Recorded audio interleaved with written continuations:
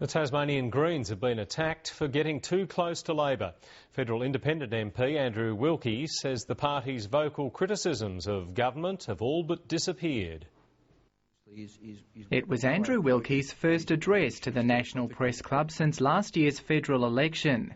The Independent used the opportunity to take a swipe at the Tasmanian Greens.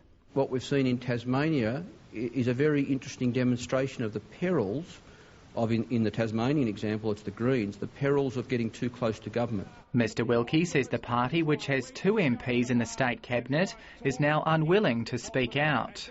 When an issue has blown up where the Greens used to be all over like a rash, they're now virtually silent.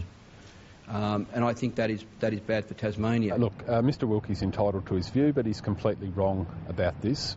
The Premier was back at the Glenorchy football ground for the second time in a week to help commission new floodlights. What that means is that we can have night games here at KG5 against some of the best teams around Tasmania. But the Premier couldn't escape comments made by her embattled Children's Minister.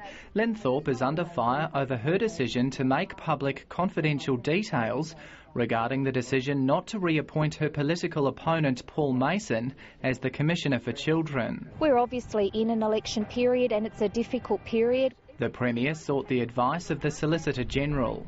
I've received that advice and I am told that there hasn't been any breach of code of conduct. But Ms Giddings is refusing to be drawn on whether Ms Thorpe made an error of judgment by revealing Mr Mason had finished 4th out of 5 candidates. Well, that's really for others to consider and answer in their own minds. Any comments that I've made have been purely and solely for the purpose of defending the independence of the selection process. The opposition has raised concerns about Forestry Tasmania exporting pine logs rather than selling them locally for processing.